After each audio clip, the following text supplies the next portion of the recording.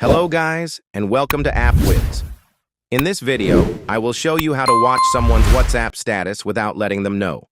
Yes, you can view anyone's status secretly, and it's very easy to do. So without wasting any time, let's get started.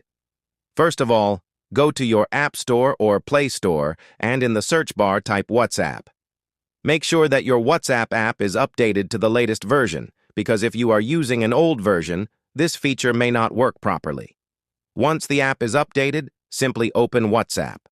Now on the main screen, you will see the Status tab where your contacts post their stories or statuses. Normally, when you watch someone's status, your name appears in their viewers list. But if you don't want them to know that you have seen it, there is a simple setting you need to change. For that, go to Settings, then tap on Privacy.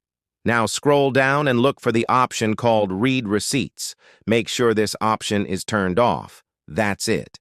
Now, whenever you watch someone's WhatsApp status, they will not be able to see your name in the viewers list, and you can view their status without them knowing. So this is how you can secretly watch WhatsApp statuses. If you found this video helpful, don't forget to like, subscribe, and turn on the notification bell. I'll see you in the next video.